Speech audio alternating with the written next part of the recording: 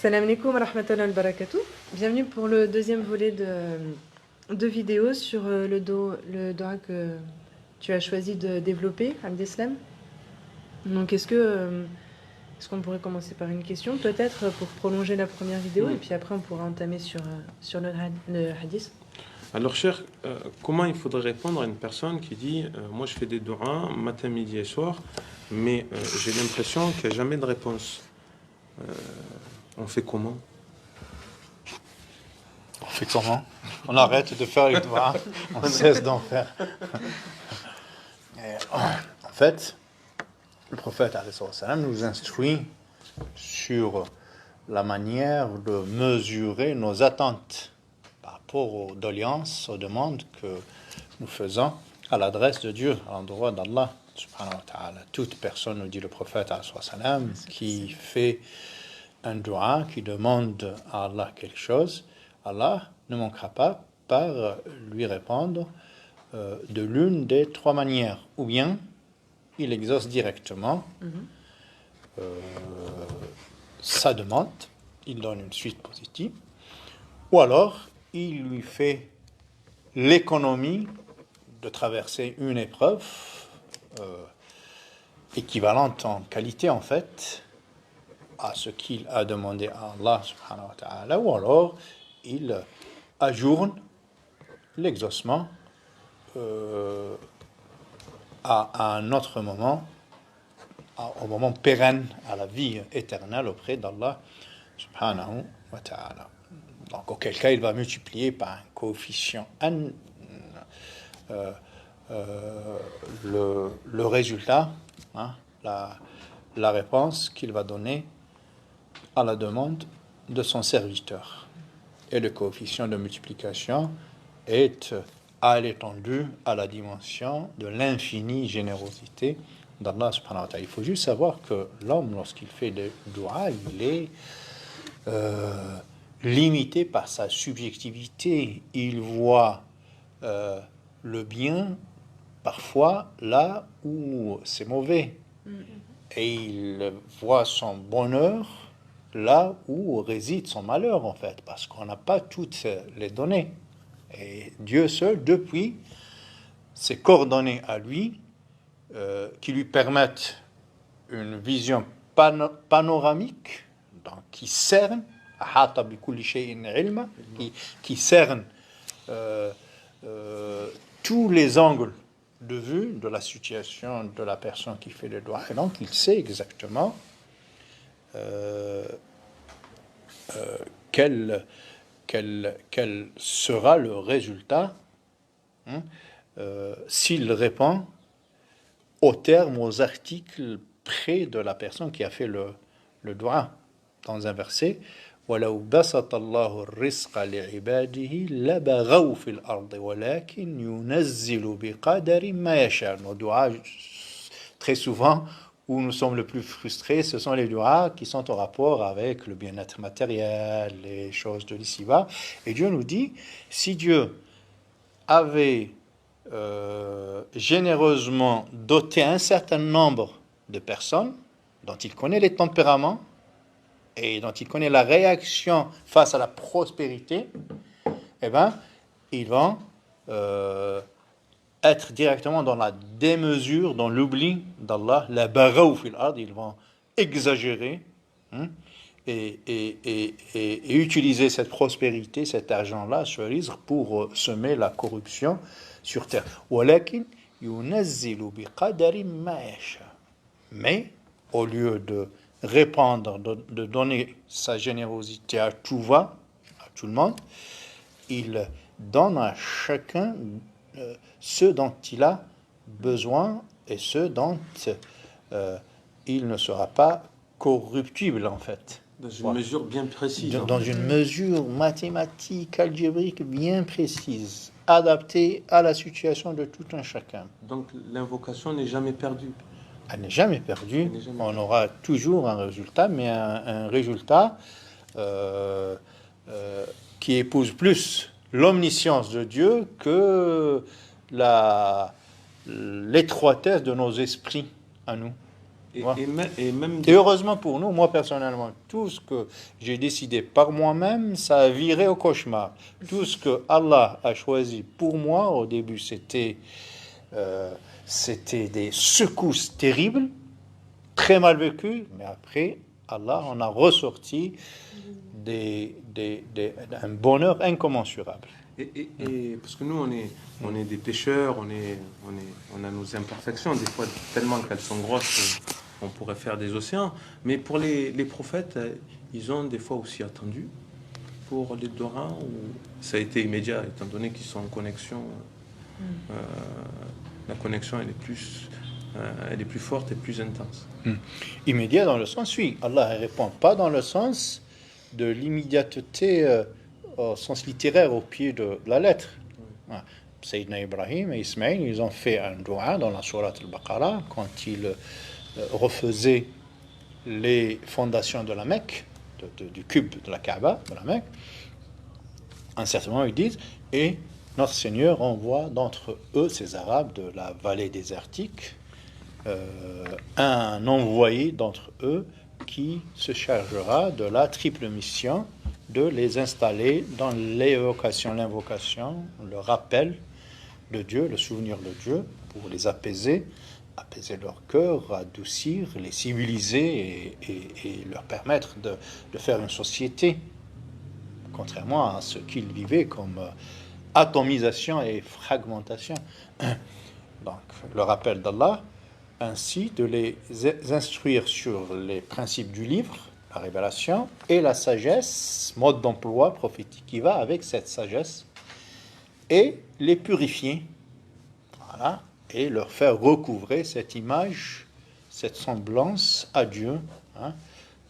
Certes, le tout miséricordieux a créé Adam à son image, entendu par image, le portrait éthico-moral de Dieu, tout ce que Dieu possède comme qualité infinie, nous les possédons à travers le souffle de Dieu en nous, toutes ces qualités, mais bornées par la petitesse de notre humanité, en fait. Et donc, la purification, c'est l'action que le prophète, alayhi salam, va nous offrir, va nous briefer pour justement opérer cette purification du cœur, des cœurs, et les nettoyer, recouvrer ces vignettes de qualité divine en nous.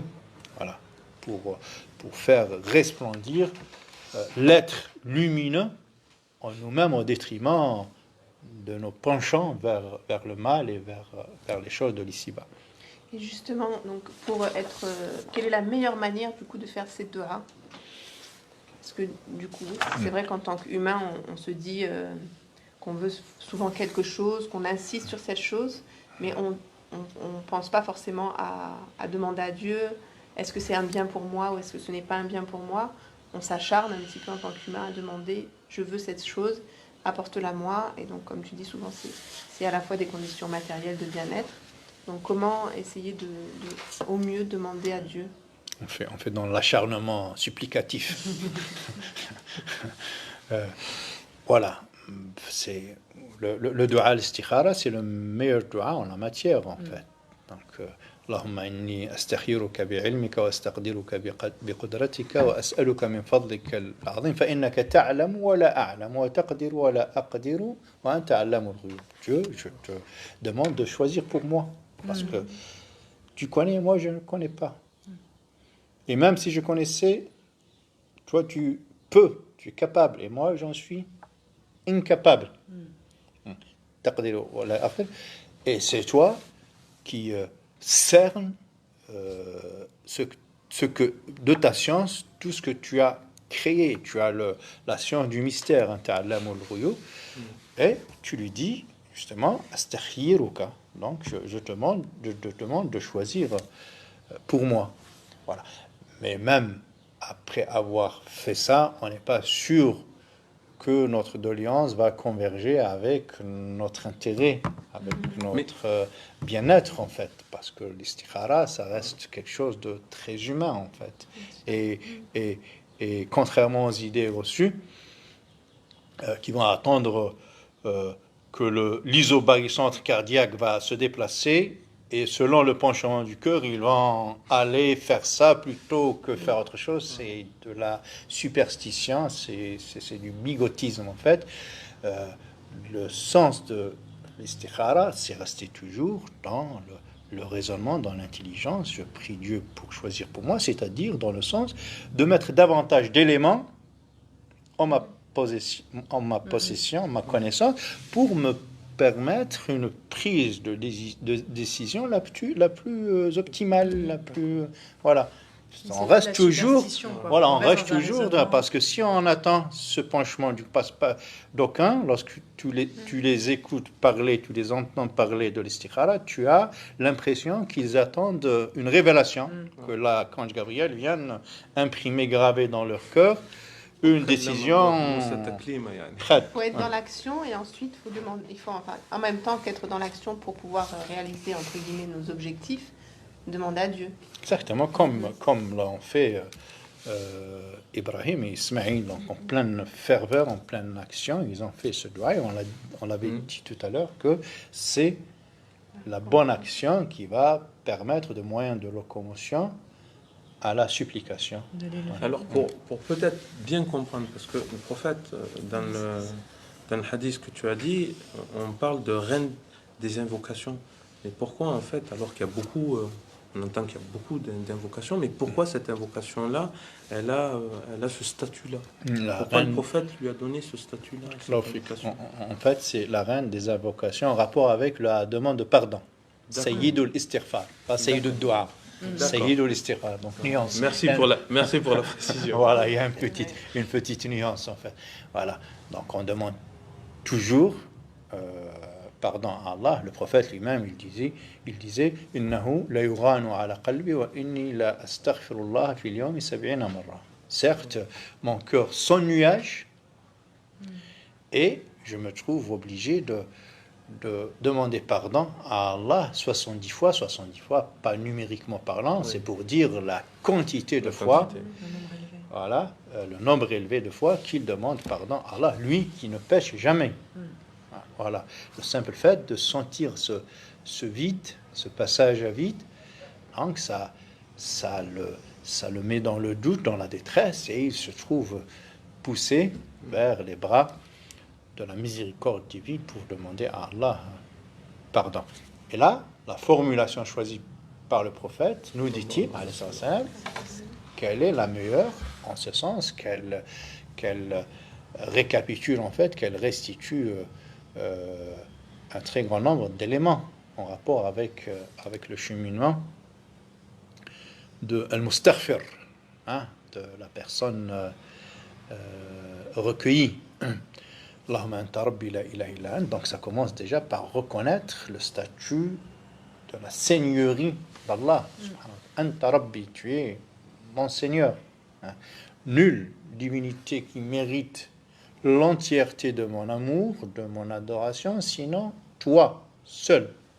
Voilà, c'est l'exclusivité de l'appartenance de mon cœur à Allah subhanahu wa ta'ala. Tous les autres amours viennent se greffer à cet amour. C'est l'amour qui va donner sens à tous les autres amours que je vais me créer, me tisser tout au long de ma vie. L'amour d'Allah, il ne se substitue pas aux autres amours, bien sûr, mais il est là pour servir de ciment, de réseau, à rassembler, à donner sens, à élever la qualité de ces amours. Allahumma anta rabbi la ilaha illa ant, khalaqtani wa ana abduk. Tu m'as créé et je suis ton humble serviteur. C'est le lien entre l'uluhiyya wa rububiyya. Donc, c'est toi qui m'as créé, qui est l'auteur de ma vie, à l'origine de tout ce que je suis, avant de tout ce que j'ai. Et donc, personne ne mérite que je lui sois serviteur que toi-même, seul.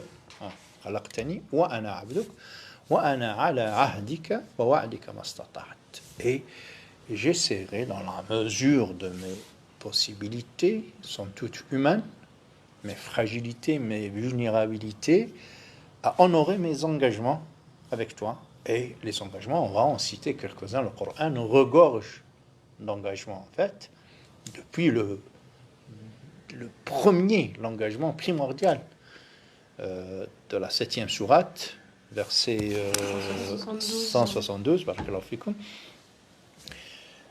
Et après avoir essayé d'honorer mes engagements, bien sûr,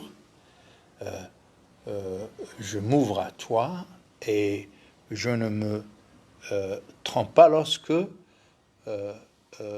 je m'installe dans l'espoir des promesses que tu m'as faites si j'honore mes engagements. Tu vois? Voilà. Donc, il y a du donnant. Moi, j'honore et Allah me promet la belle vie, la dolce vita, spirituellement parlant, bien sûr, la douce vie. Man amila صالحا من ذكر أو أنثى وهو مؤمن فلنحيينه حياة طيبة ولنجزينهم أجرهم بأحسن ما كانوا يعملون. Donc toute personne, homme et femme. Là, il fait Allah subhanahu wa ta'ala pour pas qu'un sexiste s'empare du verset. Donc, il aurait pu dire le mu'minin comme à l'accoutumée coranique, mais là il dit min dhakar aw untha. C'est clair, pour pas aller dans les délits. Donc, toute personne, mâle ou femelle, homme ou femme, qui va vivre cette confiance avec Allah, qui va essayer d'être en quête de cette perfection, Allah lui assure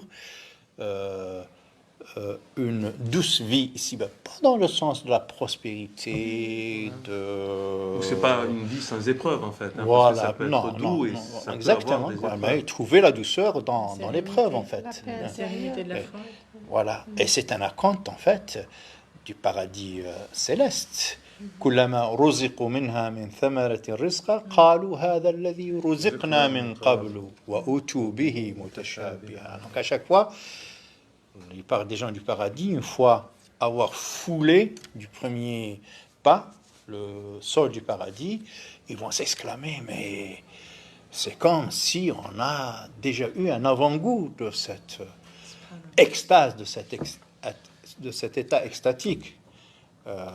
كلما رزقوا منها من ثمرة رزقا قالوا هذا الذي رزقنا من قبل. N'est-ce pas?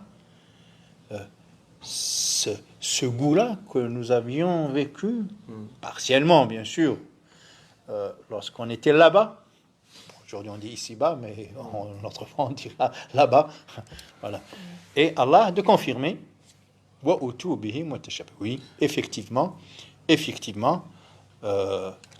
cet état de douceur, de bonheur,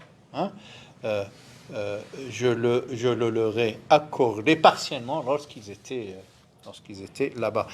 Ibn Taymiyyah, lorsqu'ils étaient, je vais te passer la parole, Marie, Ibn Taymiyyah, rahmatullah, lorsqu'il était en prison, il disait,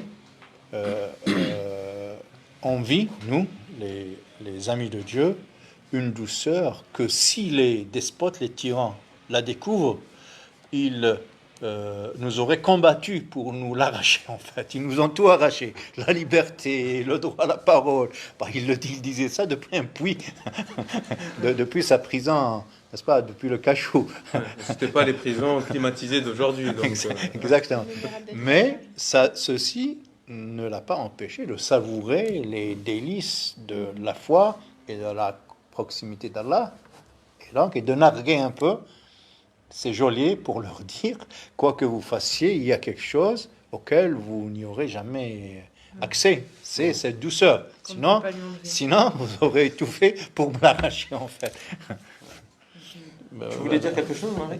En fait, c'est juste quand tu reparlais de ce passage-là du Dora, en fait, ça me faisait penser à la notion. Enfin, en fait, tu parles du pacte originel quand tu parles de l'engagement et de la promesse. Et c'est vrai que parfois, dans les traductions, en fait, qu'on a pu lire, enfin, moi que j'ai lu de ce Dora, ça n'allait pas dans ce sens-là, ou alors ça pouvait être à engager mon engagement, enfin, à honorer mon engagement et mes promesses. Alors qu'en fait, la subtilité là que tu donnes en parlant de ce pacte originel, c'est la question de se dire que l'engagement, c'est nous qui l'avons pris, et Allah nous a fait la... En fait, je paraphrase ce que tu as dit, hein, et Allah nous fait une promesse, en fait, en échange de... Enfin, oui, dans cet engagement-là et dans cette relation et la profondeur justement de ce que tu disais dans sa proximité.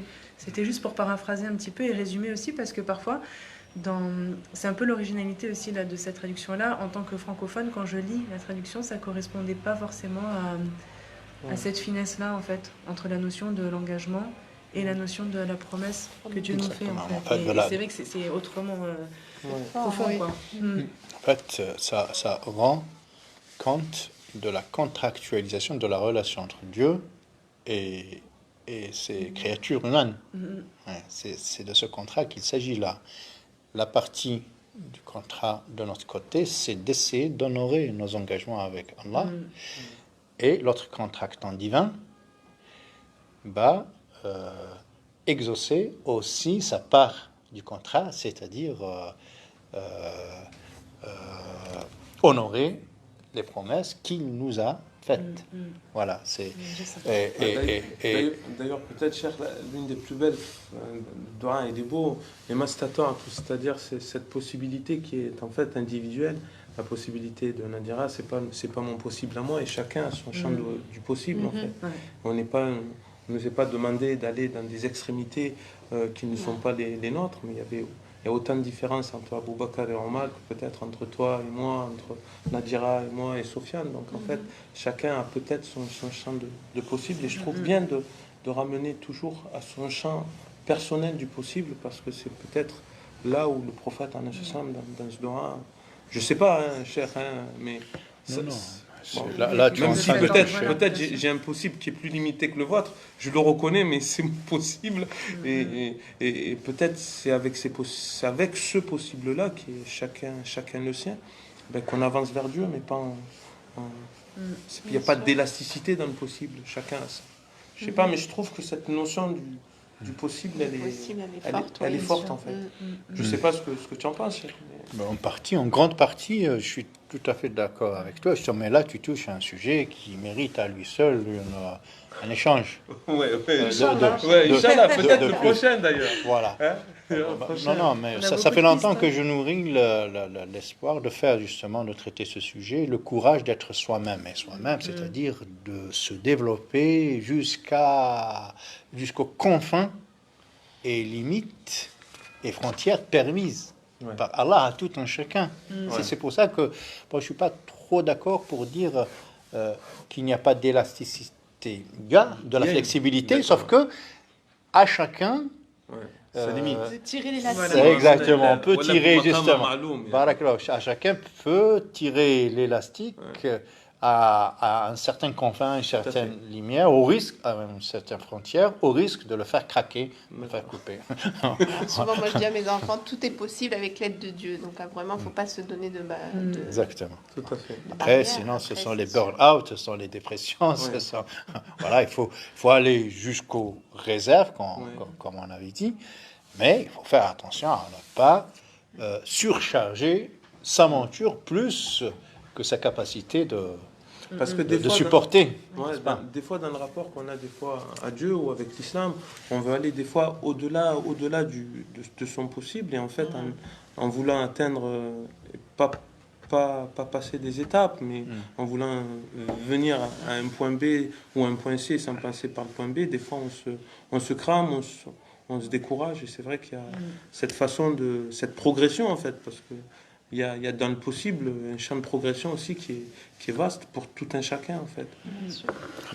Là, tu es dans un hadith du prophète alayhi salam. Alors toi tu me réponds ou par le Coran ou par le prophète, donc à un moment donné c'est compliqué pour moi. Innal munbatta la ardan qata'a wa la dhahran abqa. Certes, celui qui se violente, qui se brutalise, qui n'observe pas cette graduation, cette progressivité dans son cheminement, il va finir par casser sa monture, la dhahran abqa, il va casser ses ressources parce qu'il va les cramer, quoi. Voilà, ardan qata'a, donc il ne va pas atteindre son objectif pour avoir corrompu sa monture, en fait, pour l'avoir épuisée et mise hors d'état de servir. Il Voilà. faut ménager sa monture. Donc, il faut ménager sa monture. Jusqu'à exactement. quel engagement? Et justement, jusqu'à quel souci. engagement, on vient de le dire, chacun, justement, a une amplitude d'élasticité, de flexibilité de ses moyens. Et donc, il faut aller jusqu'à ne plus en pouvoir. Voilà, c'est ça l'idée. Moi, franchement, c'était très. Je sais pas, mais on pourrait continuer des heures et des heures. Mais... Ça parle Oui. vraiment. Après, dis-moi, hein, si tu... Il y avait une notion, si on a le temps, que je voulais te demander d'approfondir, mais peut-être que... Non, mais c'est juste par rapport à la durée. J'ai peur que ça devienne trop Ouais. dense pour Les téléspectateurs, hein, parce que nous on est dans le film. Hein. Je veux dire à ceux qui sont derrière que nous on est dans le film. Un petit peu initié. Et moi, je voulais conclure, comme la dernière fois, avec peut-être une piste de lecture qui est en lien avec le sujet. C'est parce que je trouve que c'est assez bien pour permettre peut-être à ceux qui nous écoutent de nourrir leur réflexion et de la poursuivre après l'écoute de cette brève émission. Donc c'est toujours bien de se solliciter et de les enjoindre à un peu de lecture en lien avec...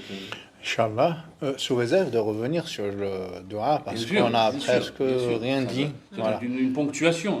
Voilà. Donc, Je pense on qu'on reviendra. peut-être une autre émission sur, Inch'Allah. Ce sera important. sur le Dua lui-même. Donc, on reviendra sur l'ahd, la notion de pacte. Mhm. Hein, donc, Allah ne le repêche pas s'il ne lui accorde pas sa faveur.